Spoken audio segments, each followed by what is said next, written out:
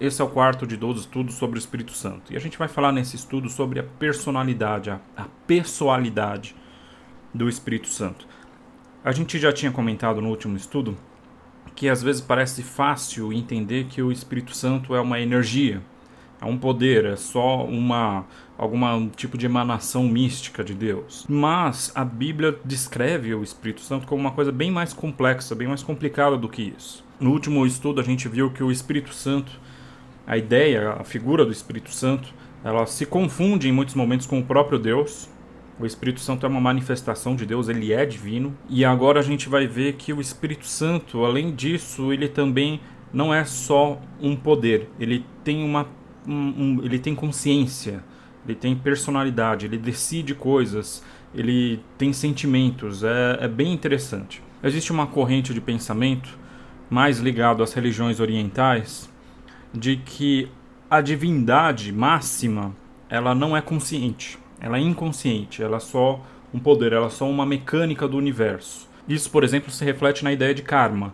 Você recebe aquilo que você faz para os outros, mas não porque existe um ser consciente que está julgando as suas atitudes, mas é como se fosse uma mecânica impessoal e mística do universo. Portanto, se a divindade máxima é algo impessoal, o contato com a divindade também se dá através da negação da sua personalidade.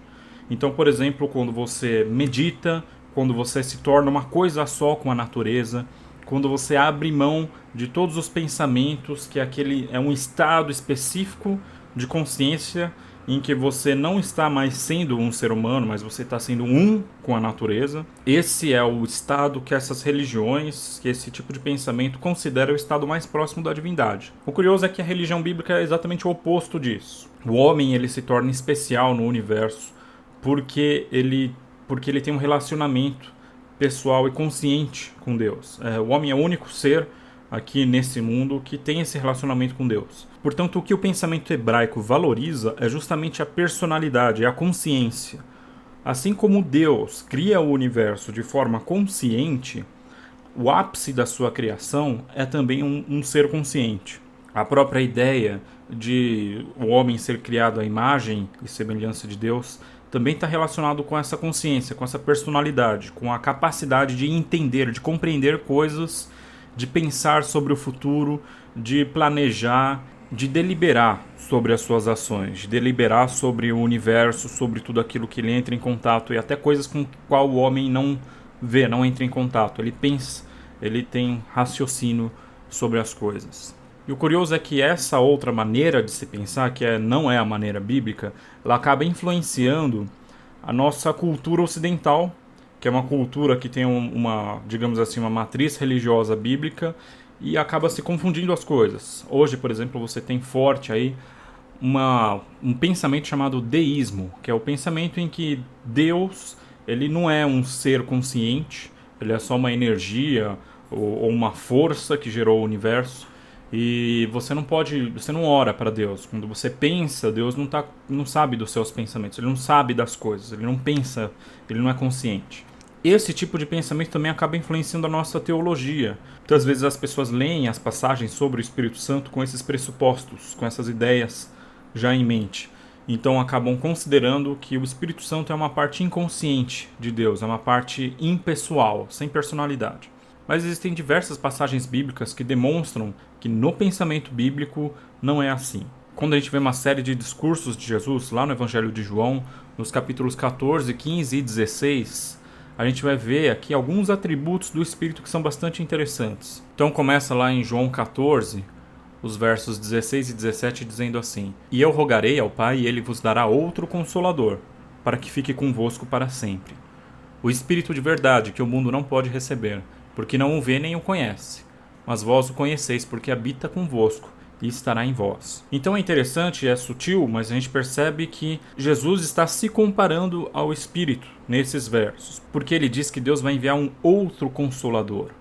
Assim como Cristo é um Consolador, haverá um outro Consolador. Existe uma comparação aí entre esse Espírito e o próprio Cristo. Lá no verso 26 ele deixa mais claro quem é esse Espírito de verdade, esse Consolador, é o próprio Espírito Santo. Mas aquele Consolador, o Espírito Santo, que o Pai enviará em meu nome, esse vos ensinará todas as coisas e vos fará lembrar de tudo quanto vos tenho dito. Ou seja, a gente vê uma primeira ideia aqui que o Espírito Santo ele ensina e faz lembrar. E aí no próximo capítulo, capítulo 15, verso 26, ele fala de novo desse Consolador, que já está definido aqui, que é o Espírito Santo, e ele diz lá: mas quando vier o Consolador, que eu da parte do Pai vos hei de enviar, aquele Espírito de verdade que procede do Pai, ele testificará de mim. Ou seja, primeiro o Espírito ensina, ele faz lembrar, e aqui mostra que o Espírito ele testifica de Cristo, ele testemunha de Cristo, ele fala sobre Cristo. E olha que interessante, lá no capítulo 14, no verso 16, Jesus diz: eu rogarei ao Pai e ele vos dará outro Consolador, para que fique convosco para sempre. E agora, no capítulo 15, no verso 26, ele diz assim: mas quando vier o Consolador que eu, da parte do Pai, vos hei de enviar, ou seja, o envio desse Espírito é uma ação conjunta do Pai e do Filho. Quem está enviando o Espírito é ao mesmo tempo o Filho, é Cristo, e o Pai. E finalmente lá em João, capítulo 16, seguindo a sequência, né, ele diz assim a partir do verso 13 e 14: mas quando vier aquele Espírito de verdade, ele vos guiará em toda a verdade, porque não falará de si mesmo, mas dirá tudo o que tiver ouvido e vos anunciará o que há de vir. Ele me glorificará, porque há de receber do que é meu e vou-lo-á de anunciar. O importante desse verso é que Jesus atribui ao Espírito Santo um conceito, uma ideia que é extremamente repetida no livro de João em relação ao próprio Cristo, que é a ideia de ele anunciar algo que não é dele mesmo. Ele vai anunciar algo que é de outro. Então, assim como Cristo não fala dele mesmo, mas ele fala do Pai que o enviou, esse Espírito não vai falar dele mesmo. Ele vai falar não por si mesmo, ele vai falar de Cristo, por Cristo, que é quem vai enviá-lo junto do Pai. Então notem como a linguagem é extremamente semelhante com João 12, verso 49. Jesus falando de si mesmo: porque eu não tenho falado de mim mesmo, mas o Pai que me enviou, ele me deu o mandamento sobre qual hei de dizer e o sobre qual o que hei de falar. E sei que seu mandamento é a vida eterna, portanto, o que eu falo, falo como o Pai me tem dito. Ou seja, Jesus falando que ele não fala de si mesmo, ele fala daquilo que o Pai o enviou para falar. Assim como Cristo, um ser consciente, aqui na Terra, em forma humana, ele ensinava, ele falava daquilo que ele foi enviado para falar, ele não fala de si mesmo, mas ele fala de Deus que o enviou. Assim também o Espírito Santo ele vai ensinar, e vai ensinar não de si mesmo, não por si mesmo, mas vai ensinar aquilo que aquele que o enviou o mandou ensinar. Ele vai testificar sobre aquele que o enviou. Jesus vai falar, vai usar exatamente a mesma linguagem, falando que ele não diz por si mesmo, lá em João 12, 49, em João 7, 17, em João 8, verso 26 e verso 38, e em João 14, o verso 10 e o verso 31. É recorrente essa ideia de Jesus dizendo: eu não falo por mim mesmo. Então o Espírito Santo aqui é colocado como um ser que tem uma consciência, assim como Cristo tem uma consciência. Ele ensina, ele testifica, ele faz lembrar, e ele ensina não aquilo que ele quer, mas aquilo que aquele que o enviou quer. Existe uma série de outros versos bíblicos que vai atribuir ao Espírito Santo ações conscientes, ações pessoais. Por exemplo, lá em Marcos 13, verso 11, Jesus diz que o Espírito ele fala em vós. Em João 4, 24, Jesus diz que Deus é Espírito. Lá em Atos 20, verso 28, diz que o Espírito ele concede a autoridade. E complementando essa ideia, lá em 1 Coríntios 12, verso 11, diz que o Espírito ele concede dons conforme lhe apraz, da forma como ele quiser. O Espírito decide, ele toma decisões e distribui dons entre os homens. Lá em Efésios 4, verso 30, por exemplo, tem uma outra ideia bastante interessante que diz assim: não entristeçais o Espírito. O Espírito ele pode se entristecer. Ele tem inclusive sentimentos também, o Espírito. Claro que não são sentimentos como os dos homens, assim como os sentimentos de Deus são diferentes dos nossos.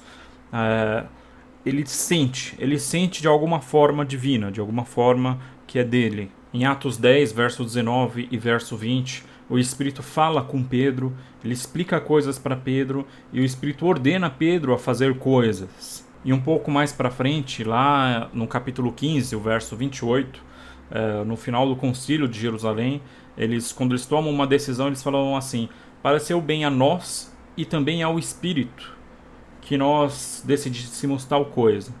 Ou seja, o espírito, ele decide e tem coisas que ele considera razoável, pareceu bem ao espírito decidir tal coisa. Portanto, por mais que em um verso ou outro a gente possa ter a impressão de que o Espírito Santo é um ser impessoal, inconsciente, é uma energia, ou é só um atributo divino específico, a gente vê que vários outros versos bíblicos mostram que o Espírito tem uma personalidade.